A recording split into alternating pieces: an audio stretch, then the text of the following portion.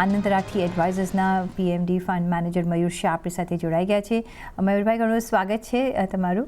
અને હવે જે બજેટ સરપાસ થઈ ગયું છે માર્કેટમાં, ઓફકોર્સ એક થોડોક સેન્ટિમેન્ટ્સનો હવે આપણે સુધારો કદાચ જોઈશું. જે કરેક્શન ફેઝ હતું, તમને લાગે છે કે હવે અહીંયાથી એક અપમૂવ જોઈ શકશે, અને જે બજેટે તમને લાગે છે કે એક મચ રિક્વાયર્ડ સેન્ટિમેન્ટ બૂસ્ટ આપી શકશે? ક્યાંક ને ક્યાંક અગર આપણે જોઈએ તો ગવર્મેન્ટ નું થોડું બેકફૂટ હતું. ગવર્મેન્ટે થોડીક ઇનકેપેબિલિટી દેખાડી હતી કે જે લાસ્ટ યરમાં એટલે કરંટ યર FY25માં ઓલા જે કેપેક્સનો ઇનિશિયલ ટાર્ગેટ લીધો હતો, એ ક્યાંક ને ક્યાંક ઇનિશિયલ ફેઝમાં ઓલા થોડાક નબળા પડ્યા હતા, થોડાક સ્લો હતા. એના ઘણા કારણો હોઈ શકે.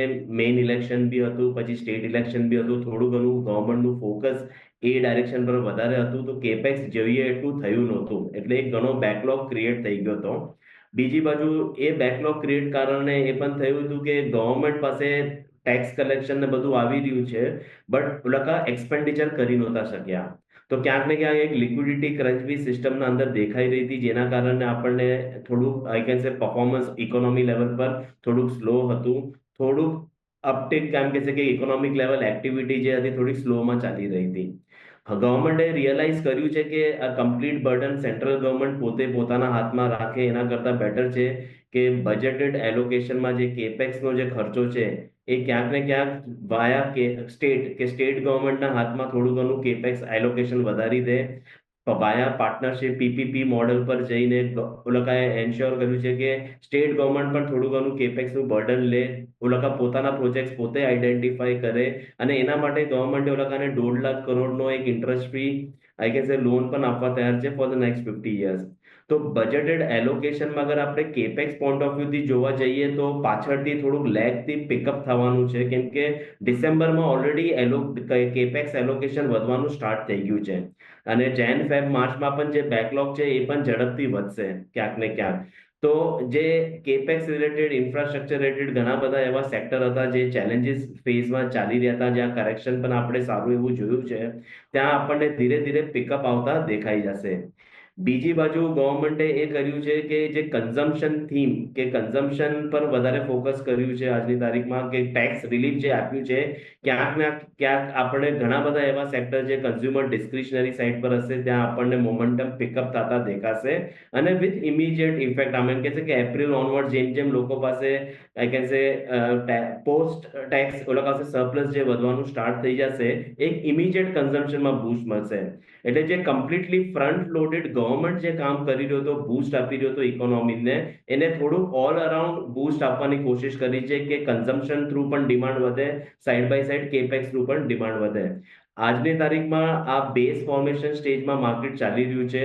ગ્રોથ જે છે ડિસેમ્બરમાં પિકઅપ થઈ છે, પણ જોઈએ એટલી પિકઅપ નથી આવી. પણ યસ, માર્ચમાં એક્સપેક્ટેડ છે કે નંબર્સ બેટર આવશે કોર્પોરેટ અર્નિંગ્સના, અને જૂન સુધીમાં ઘણું નોર્મલાઇઝ સિનેરિયો દેખાશે આપણને. તો વેલ્યુએશન પ્રમાણે ડેફિનેટલી એક સારો એન્ટ્રી પોઈન્ટ બની ગયું છે માર્કેટમાં એડ કરવા માટે.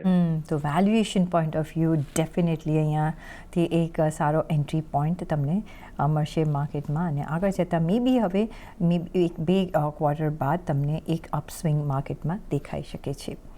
પણ સાથે જ નવા હમણાં જે બીજા જે ચેલેન્જીસ આપણી માર્કેટ ફેસ કરી રહ્યું છે કે આપણે એ છે ગ્લોબલ માર્કેટ્સ ઓલ્સો, અને ગ્લોબલ માર્કેટનો જે સિનારીઓ છે, અને ત્યાં જે નવા પ્રેસિડેન્ટ આવ્યા છે એમનો એક ટેરિફનું એક આપણે જોઈ રહ્યા છીએ, ટેરિફ વોર ચાલી રહ્યો છે. બીજી બાજુ આપણે જો નજર કરીએ તો ઓફકોર્સ હમણાં ગોલ્ડ પ્રાઇસીસ પર નજર કરો, ઓઇલ પ્રાઇસીસ ઓકે થોડી ત્યાંના સ્ટેબલ છે, પણ અને આપણો રૂપિયો જે રીતના ડેપ્રિશિએટ થઈ રહ્યો છે એ પણ એક કન્સર્ન ધરાવે છે. કઈ રીતના તમે આ બધા જ આસ્પેક્ટ્સને જોઈ રહ્યા છો? કેટલું ગ્લોબલ કન્ડિશન્સ આપણા માર્કેટને ઇફેક્ટ કરી રહી છે? ડેફિનેટલી ગ્લોબલ કન્ડિશન માર્કેટને અફેક્ટ કરે છે નિયર ટર્મમાં તો. અને જે હિસાબે આપણે FIની જે પુલ આઉટ જોયું છે સિસ્ટમમાંથી, કે ઓલમોસ્ટ 2.5 લાખ કરોડ જેવું લાસ્ટ 3 એક મહિનામાં પુલ આઉટ થઈ ગયા છે. ક્યાંક ને ક્યાંક રૂપી પણ ડેપ્રિશિએટ થયું છે સાઈડ બાય સાઈડ. અને જે ટેરિફ વોર નો ડાઉટ અત્યારે મોર like a political I can સે ગેમિંગ કરી રહ્યા છે. પણ અગર જો આ ટેરિફ વોર જો વધારે થયું અને મલ્ટિપલ કન્ટ્રીઝ જો એમાં પાર્ટિસિપેટ કરે તો ક્યાંક ને ક્યાંક ગ્લોબલ લેવલ પર ફરીથી ઇન્ફ્લેશન હાયર લેવલ પર જ રહેશે, એ નીચે નહીં આવે. જો અગર ઇન્ફ્લેટેડ એન્વાયરમેન્ટ રહેશે તો ક્યાંક ને ક્યાંક ઇન્ટરેસ્ટ રેટ્સ બી તમારા હાયર સાઈડ પર જ રહેશે, એ ઇમિડિયેટલી કટ આવશે નહીં કરીને, તો that would not be a good sign. તો અત્યારની તારીખમાં નો ડાઉટ સેન્ટિમેન્ટ્સ થોડાક આઈ કેન સે લોકો થોડાક અનસર્ટન એન્વાયરમેન્ટમાં ચાલી રહ્યા છે કે ટ્રમ્પ આવી ગયા છે, ટ્રમ્પ હવે શું ડિસિઝન લેશે. વચમાં થોડું હોલ્ડ બેક કર્યું, એટલે કે પહેલા ઇનિશિયલી ટેરિફ ઇમ્પોઝ કર્યા, પછી 1 મંથ માટે હોલ્ડ કર્યા, કે ક્યાંક ને ક્યાંક ત્યાંની પણ જે ફેડરલ ગવર્મેન્ટ છે અને ટ્રમ્પ બંને વચ્ચે થોડુંક આઈ કેન સે વ્યૂ મેચ નથી થઈ રહ્યા. કેમ કે એક બાજુ લોકોને ઇન્ફ્લેશન બી નીચે લાવવો છે, તો વધારે પડતી અગર ટેરિફ ઇમ્પોઝ કરશે તો ઇન્ફ્લેશન નીચે નહીં આવે.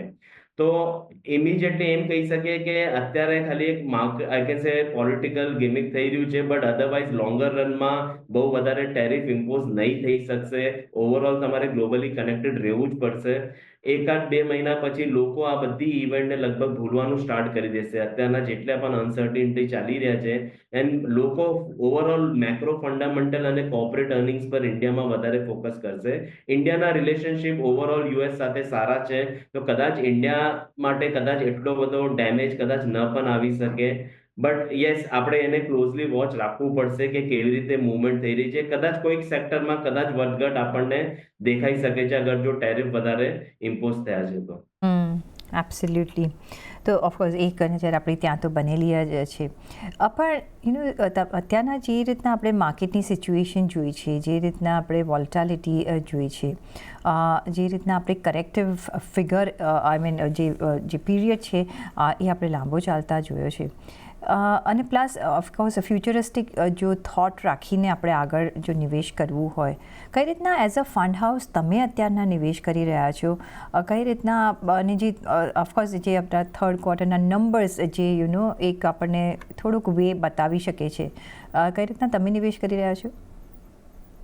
તો as a fund house definitely અમારું બીંગ અ પીએમએસ, તો અમારું બહુ સ્ટોક સ્પેસિફિક એપ્રોચ વધારે હોય છે. તો ગમે તેવી એન્વાયરમેન્ટમાં અગર આપણે focus on quality of stocks પર રાખીએ તો ક્યાંક ને ક્યાંક આપણને આવા કન્ડિશનમાં પણ અમુક સારી કંપનીઓ, સારા સેક્ટર્સમાં તમને ઇન્વેસ્ટમેન્ટની ઓપોર્ચ્યુનિટી મળી શકે છે. પેલા જે હતું કે overall broad base, theme base તમે સેક્ટરલ પર પૂરું જે વ્યૂ લઈ રહ્યા હતા, કદાચ હવે એ બધું ડિસ્ટ્રીબ્યુટ થઈ જશે. થોડુંક સ્ટોક સ્પેસિફિક એન્વાયરમેન્ટ વધારે ચાલશે. કેમ કે અગર કન્ઝમ્પશન થીમની વાત કરે તો પૂરું કન્ઝ્યુમર બિહેવિયર ઉપર ડિપેન્ડ કરશે કે કન્ઝ્યુમર કયા કયા સેક્ટરમાં કેવી રીતે એનું એલોકેશન વધારી રહ્યું છે. એ બધી જ જગ્યાએ એનું બેનિફિટ મળી શકે છે. સેમ વે કેપેક્સમાં પણ કેવું છે, અમુક કેપેક્સ જે ગવર્મેન્ટના કંટ્રોલમાં, જે સેન્ટ્રલ ગવર્મેન્ટે જે ડાયરેક્ટ પ્રપોઝ કરેલા છે, ત્યાં તો આપણને એ સેક્ટરમાં ઇમિડિયેટ દેખાય છે કે ચલો ત્યાં તો મોમેન્ટમ કન્ટિન્યુ રહેશે. પણ સ્ટેટ એને આગળ કેવી રીતે વધારે છે, સ્ટેટ લેવલ પર કયા કયા કેપેક્સ, કયા કયા પ્રોજેક્ટ્સ પર કેવી રીતે એલોકેશન જશે, એ ઘણું બધું ડિપેન્ડ કરશે આવનારા સિનેરિયોમાં, એ ખબર પડશે આપણને.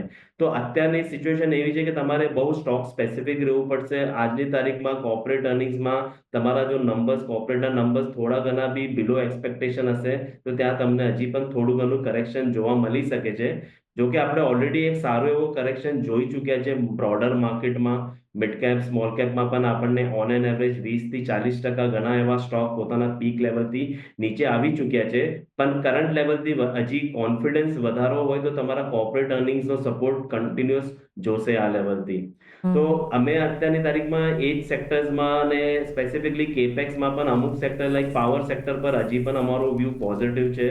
પાવરમાં તમે પાવર રિન્યુએબલ્સ કહી લો કે પાવરમાં તમે પાવર એન્સિલરીઝ કહી લો, ટ્રાન્સમિશન, ડિસ્ટ્રીબ્યુશન, એ બધી જગ્યાએ મોમેન્ટમ હજી પણ કન્ટિન્યુ અમને દેખાઈ રહ્યું છે.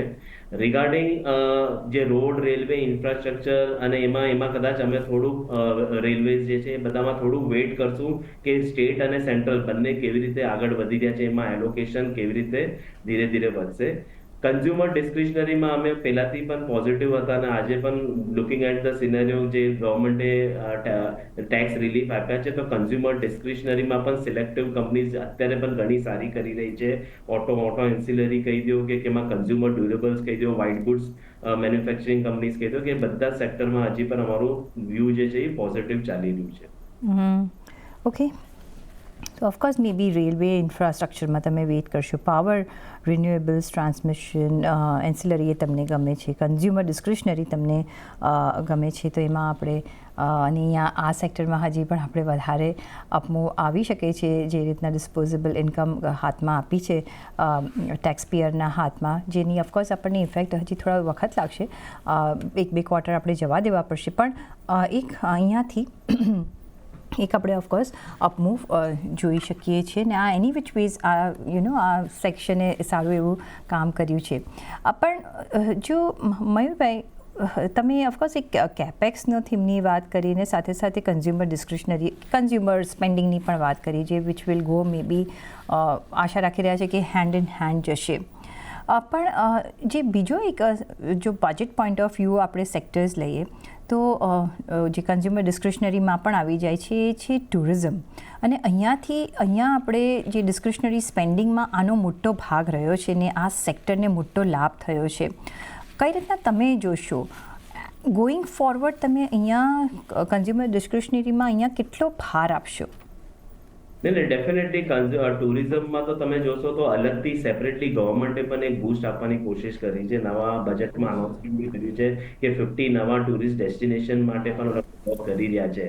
તો tourism as a sector definitely મોમેન્ટમમાં રહેશે. એમાં સાથે હોટલ ને ટ્રાવેલ એજન્સી જે બી કંપનીઓ છે એ બધાને જ એનો લાભ મળવાનો છે. એને એટલે it's across board I can say કે મોમેન્ટમ આવશે અને ઇવન આઈ કેન સે એના કારણે તમને ઓટો એન્સિલરીઝમાં પણ બેનિફિટ મળી શકે. એટલે હોટલ્સ છે કે તમારા ટૂર્સ ટ્રાવેલ એવિએશન ઇન્ડસ્ટ્રી છે બધામાં તમને એનો બેનિફિટ તો દેખાશે. તો ત્યાં પણ ડેફિનેટલી વ્યૂ જે છે અમારો એ પોઝિટિવ તરફ જ છે. ભાઈ, તમે કહ્યું કે અત્યારના એક એવો સમય છે કે તમારે લાંબા સમય માટે જો રોકાણ કરવું હોય તો અત્યારના રોકાણ કરવું જોઈએ, શરૂઆત કરવી જોઈએ. ખાસ એવા વેલ્યુએશનમાં આપણે સુધારો જોઈ રહ્યા છે. કઈ રીતના, કયા રેશિયોમાં તમે ડિવાઈડ કરશો જો તમારે રોકાણમાં અત્યારના કે તમારો પોર્ટફોલિયો જોવો હોય કે કયા રેશિયોમાં હોવો જોઈએ બિટવીન લાર્જ મીડિયમ કેપ સ્ટોક્સમાં? બિકોઝ તમે કહ્યું છે ઓલ અરાઉન્ડ આપણે એક વેલ્યુએશનમાં સુધારો જોઈ રહ્યા છે. રાઈટ, ડેફિનેટલી આજની તારીખમાં ઘણા બધા સ્ટોક નોર્મલી અમે જોતા હોય છે કે પોતાના 200 ડે મૂવિંગ એવરેજ એક ઇનડાયરેક્ટ વેમાં કે ફંડામેન્ટલી તો ઠીક છે પણ ઘણીવાર આમ પ્રાઇસ પોઈન્ટ ઓફ વ્યૂથી બી આપણને ખ્યાલ આવી જતો હોય છે કે મોર દેન આઈ કેન સે 70% ઓફ ધ સ્ટોક્સ જે છે પોતાના 200 ડે મૂવિંગ એવરેજથી નીચે આવી ગયા હતા. લાર્જ કેપ છે પણ એના સાથે સાથે તમે મિડ કેપ અને સ્મોલ કેપ ઇન્ડેક્સના પણ સ્ટોક જોશો તો ઘણા બધા સ્ટોક જે છે અત્યારે એના નીચેના લેવલ પર આવી ગયા છે. તો ઓલમોસ્ટ 70% બાસ્કેટ તમને છે એક રીઝનેબલ વેલ્યુએશન પર આવી ગયું છે હિસ્ટોરિકલી, આમ ટેકનિકલ પોઈન્ટ ઓફ વ્યૂથી વાત કરે તો આ એક ગુડ એન્ટ્રી પોઈન્ટ બની જાય છે આ લેવલથી. અને એલોકેશન પોઈન્ટ ઓફ વ્યૂથી આજની તારીખમાં અગર વાત કરીએ તો લાર્જ કેપનો ઇન્ડેક્સ ઘણો નેરો છે. ખાલી ટોપ 100 કંપનીઝને સેબીએ ડિફાઇન કર્યું છે કે લાર્જ કેપ છે, પણ આજની તારીખમાં ઘણા બધા મિડ કેપ, સ્મોલ કેપ્સમાં અને નવા ઘણી બધી કંપનીઓ જે લિસ્ટિંગમાં પણ આવી ગઈ છે. ઓપોર્ચ્યુનિટીઝ ઘણી બધી છે. તો આઈ વુડ ડેફિનેટલી સે કે જે એલોકેશન પોઈન્ટ ઓફ વ્યૂથી તમારો અગર લોંગ ટર્મનો ઇન્વેસ્ટમેન્ટ એલોકેશન છે તો તમારે ડરવાની જરૂરત નથી. એમાં તમે મિડ કેપ અને સ્મોલ કેપમાં અરાઉન્ડ 70% એલોકેશન ડેફિનેટલી રાખી શકો છો અને બેલેન્સ તમે લાર્જ કેપમાં રાખી શકો છો. કેમ કે લોંગ ટર્મમાં તમને ડેફિનેટલી જે આલ્ફા જે છે તમને મિડ કેપ અને સ્મોલ કેપમાં વધારે મળી શકે છે compare to large caps. Okay, તો તમે 60 to 70% સ્મોલ અને મિડ કેપમાં કહી રહ્યા છો અને 30% લાર્જ કેપમાં. તો જો મિડ કેપની પહેલાં જો વાત કરીએ તો કયા એરિયાઝ તમને અહીંયા પસંદ પડશે, કયા સેક્ટર્સ તમે ચૂઝ કરશો? ઓલ્ધો તમે કહ્યું કે તમે સ્ટોક સ્પેસિફિક ડીલ કરતા હો છો, પણ કોઈ પર્ટિક્યુલર થીમ તમે લઈને આગળ ચાલી રહ્યા છો? તો થીમમાં મેં તમને જે રીતે પહેલા વાત કરી કે લાઈક સેક્ટરલમાં અમે પાવર સેક્ટરમાં ડેફિનેટલી ઘણું બુલિશ છે અમારું. તો પાવર સેક્ટરમાં તમે 10 to 12% આરામથી એલોકેશન રાખી શકો છો. કન્ઝ્યુમર ડિસ્ક્રિશનરીઝમાં પણ પૈસા તમે અરાઉન્ડ આઈ કેન સે 15-20% ડિફરન્ટ સેક્ટર્સ તમને ઓલરેડી મળે છે, એના અંદર તમે એલોકેશન કરી શકો છો. બીજી બાજુ તમે થોડું ઘણું pharma as a overall sector is looking good, કે ડિફેન્સિવ તરીકે બી તમે એમાં એલોકેશન કરવા માંગતા હો તો અરાઉન્ડ એમાં બી 12-15% તમારું એલોકેશન જઈ શકે છે. આઈટી પણ હવે ઘણું હદ તક એમ કહી શકે બેઝ ફોર્મેશન થઈને હવે ઉપડવા માંડી ગયું છે. તો દેર ઓલ્સો વી થિંક કે અરાઉન્ડ 5-10% એલોકેશન તમે આઈટી સેક્ટરમાં પણ તમે એડ કરી શકો છો. બેન્કિંગ ફાઇનાન્શિયલ થોડું ઘણું ન્યુટ્રલ છે at this point of time. અગર તમારે જો રાખવું જોઈએ બેન્કિંગ ફાઇનાન્શિયલમાં તો આઈ કેન સે મે બી અરાઉન્ડ 10-12% એના જેટલું તમે એલોકેશન ત્યાં પણ કહી શકો છો. કેમિકલમાં પણ એક ટર્ન અરાઉન્ડ લાગી રહ્યું છે કે બેઝ ફોર્મેશન થઈ રહ્યું છે. એક કોન્ટ્રા બેટ તરીકે અગર જો તમારે ત્યાં પણ બેટ લગાડ્યું હોય તો વેરી સિલેક્ટિવલી અમુક સ્પેશિયાલિટી કેમિકલમાં મોમેન્ટમ આજની તારીખમાં દેખાઈ રહ્યું છે, તો ત્યાં પણ તમે એડ કરી શકો છો. બાકી બેલેન્સ જે છે તમે થોડુંક aggressively new age technology, new age કંપનીના ઉપર વોટર વેસ્ટ મેનેજમેન્ટ વાળી જે કંપનીઓ જે છે કે રિન્યુએબલ્સ વાળી જે કંપનીઓ છે એને કે એના રિલેટેડ એન્સિલરીઝ જે છે ત્યાં તમે એડ કરી શકો છો. અને થોડું ઘણું તમે ડેફિનેટલી ઓટો એન્સિલરીમાં પણ એડ કરી શકો છો. તો ઓવરઓલ લગભગ એક વેલ બેલેન્સ પોર્ટફોલિયો મળી જાય તમને, લગભગ અરાઉન્ડ આઈ કેન સે 8 થી 10 સેક્ટર પર જો તમે બ્રોડલી ફોકસ કરો તો. અને લાર્જ કેપમાં તમે સેમ એરિયાઝ પર ધ્યાન રાખી રહ્યા છો? યસ. એટલે આમાં શું છે, સ્ટોક સ્પેસિફિક હોય છે. ઘણા વાર એક જ સેક્ટરમાં આપણને મિક્સ રિએક્શન પણ મળતા હોય છે. અમુક કંપનીઝના સારા આવ્યા છે રીઝન, અમુક companies are not doing that good. તો આપણું ફોકસ એ જ હોય છે કે ટ્રેકિંગ ઇમ્પોર્ટન્ટ બને છે. સારી કંપનીઝમાં કન્ટિન્યુઅસ મોનિટરિંગ રાખીને એમાં કન્ટિન્યુ મેન્ટેન રહે છે અમારું એલોકેશન. અને ત્યાં ચેલેન્જીસ અગર લાગે તો તમારે થોડુંક એક્ટિવ મેનેજમેન્ટ રાખવું પડશે, કેમ કે માર્કેટ આજની તારીખમાં વેરી સ્ટોક સ્પેસિફિક થઈ ગઈ છે. અને તમારે જસ્ટ પેસિવ સ્ટ્રેટેજીમાં લાંબા ગાળામાં બેસીને કદાચ બેનિફિટ નહીં મળે. તમારે એક્ટિવ મોનિટરિંગ, એક્ટિવ ચેન્જીસ કરવા પડશે. જી, તો પેસિવમાં તમને નહીં એક બેનિફિટ મળે, તમારે એક્ટિવ તરફ રહેવું પડશે. પણ મને જણાવો મયુરભાઈ, જે રીતના આ બજેટમાં જે કન્ઝમ્પશનને બૂસ્ટ આપવામાં આવ્યો છે, જે હવે આપણને આ નેક્સ્ટ ફાઇનાન્શિયલ યર માટે છે, રાઈટ? પણ એની ઇફેક્ટ આવતા પણ આપણને વાર લાગશે. એ પોઈન્ટ ઓફ વ્યૂથી તમે કોઈ રોકાણ કરી રહ્યા છો? જેવી રીતે હમણાં જે દિવસે બજેટ હતું એમાં આપણે એફએમસીજીનો બધા કન્ઝમ્પશન સ્ટોક્સમાં આપણે અપમૂવ જોઈ. આ તમને એરિયા ગમે છે? રિટર્ન પોઈન્ટ ઓફ વ્યૂ તમને અહીંયા કોઈ સારા પ્રોસ્પેક્ટ્સ દેખાઈ રહ્યા છે કે હમણાં અવોઇડ જ કરવા જોઈએ?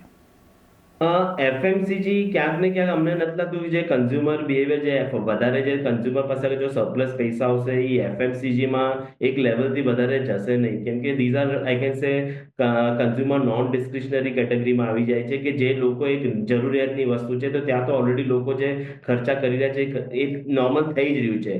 પણ જો તમારા પાસે જે એક્સ્ટ્રા ફંડ આવે એ તમારું થોડું ઘણું પ્રીમિયમ કે લક્ઝરી સેગમેન્ટમાં વધી શકે છે. તો ત્યાં તમારું યસ હોટલ, ટ્રાવેલ, ટુરિઝમ કહી શકો છો, એના માટે સ્પેન્ડ આવી શકે છે. બીજી બાજુ તમારા કન્ઝ્યુમર ડિસ્ક્રિશનરીઝમાં ઇલેક્ટ્રોનિક મેન્યુફેક્ચરિંગ કંપનીઝ હોય કે જે ઇલેક્ટ્રોનિક્સ બનાવી રહ્યા છે કે વ્હાઇટ ગુડ્સ બનાવી રહ્યા છે, ત્યાં તમારું કદાચ એલોકેશન વધી શકે છે. અને ડેફિનેટલી થોડું ઘણું પૈસા તમારા એમ જોશો તો સેવિંગ્સમાં પણ આવશે.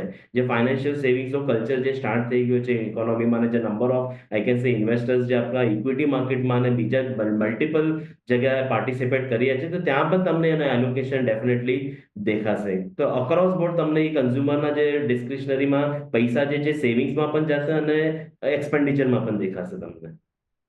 ન્યૂ એજ કંપનીઝમાં અને ન્યૂ એજ થીમ્સમાં આપણે એક રોકાણ કરી શકીએ છીએ, અને એમાં અહીંયા પ્રોસ્પેક્ટ્સ છે. એમાં એક ઓફકોર્સ તમે વોટરની વાત કરી કે અહીંયા વોટર મેનેજમેન્ટમાં પણ આપણે વેસ્ટ મેનેજમેન્ટ હોય, વોટર મેનેજમેન્ટમાં પણ આપણે સારી એવી એક અપમૂવ જોઈ શકીએ છીએ.